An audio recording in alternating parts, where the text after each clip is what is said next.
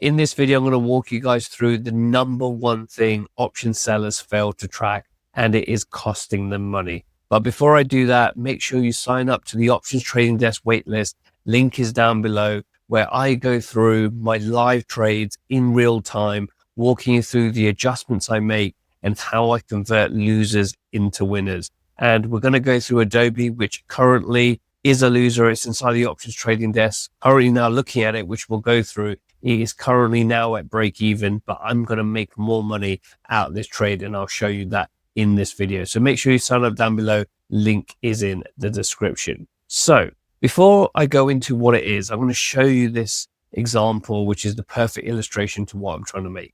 I have got an inverted strangle on Adobe April 17th expiration. So we've got 2 weeks from recording this video today of this option. Now, if I showed you this option or where my strikes are, Adobe is trading at 242.91. I've got a 250 put. So that is what, best part of $7 in the money. And my call, which is below my put strike, gives me that inverted strangle, and it's only $3 out the money. So if I showed you this, you might be thinking, hold on a second, this is a pretty bad trade that you're currently in. You're $7 in the put, you're just out the money on the call. You are not in a good place in this trade. Now, that might be true, but this is where it comes down to the bit that probably you haven't thought of it yet. And if you have, that's great. You are miles ahead from a lot of option sellers out there. Is how much premium have I collected in the trade? Because once you know that figure, and if you track it on a religious basis, what that allows you to do is plot your break evens is effectively your strike price plus or minus the credit received, right? So on the put strike, it's your put strike minus the credit you receive. And it's on the call strike, it's your call strike plus the credit you receive to get your upper call break even. So if I refresh this and reload this, what's going to happen is you're going to see my trade now, but with my break even levels added. So you can see here, even though I've got an inverted strangle, my call break even is out here at 257.90 and my put break even is at 232.10. Now, my break evens are out the money strangle, right? So you can see that we're probably closer to the put side than we are to the upside or to the call side rather. But the key thing is we are out the money. So as long as Adobe trades between 232.10 and 257.90, this option, and I'll have to close it before expiration because I've got options that are in the money, I would then take some profit from this trade. So if we have a look on Tasty Trade, this option here, the 245 call and the 250 in the money put, is currently marking for a $17.50 debit. So I would need to pay that to get out of this trade. However, if I look at my tracking file for Adobe, and I've done a number of roles, as you can see here, which is all part of the Options Trading Desk, the link is down below to get involved in that, is you can see here, I've collected $17.90. So again, if I bring this back up and to close, it's a $17.50. So that would be a 40-cent profit or a $40 gain if I was to close this trade today. Now, for those who are legacy members of the Option Trading Desk and have watched these videos, I've been in this trade since January, where this trade was marking at one point as a $20 loser. So I've taken a $20 loser and turned it into a 40-cent profit within 3 months, right? So I've been managing the trade. And again, I teach all the techniques and how I do this, and I record all the live videos, which is all inside the Options Trading Desk. My point being is the fact that I'm recording or monitoring what my evens are at all times, it allows me to make decisions. So I'm going to give you an example of what those decisions actually are. So if we have a look here at my break evens on both sides, right?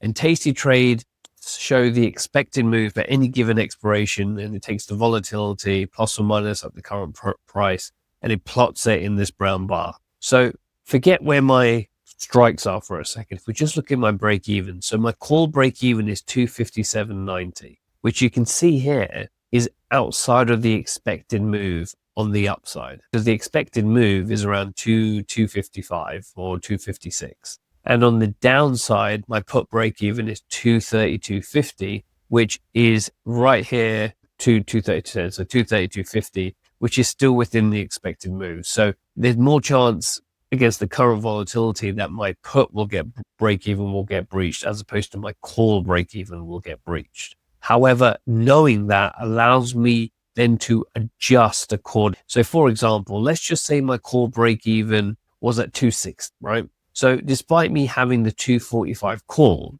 there's still an opportunity here to roll down this call a little bit further, pick up more premium and reduce down my call break even to give my put break even some more room, or to widen my put break even. That's one example. The other example is, again, what I've talked about in previous videos, is to buy the guts and sell the wings. So what we can do in this 14-day option is we can buy back these two pretty much at the money wings. So this is buying the guts, and we could go just outside the expected move and sell the 227.50 and sell the 257.50 for a 13.15 debit, which again, I've got 17.90 in the trade. So minusing those two numbers, we've got about $3 to $4 of potential upside to pick up. And what we've done now is given ourselves a better chance to be right, because now we're going to the 20 delta roughly on either side, and we've got $2, $3, $4 of break even additional cushion on both sides,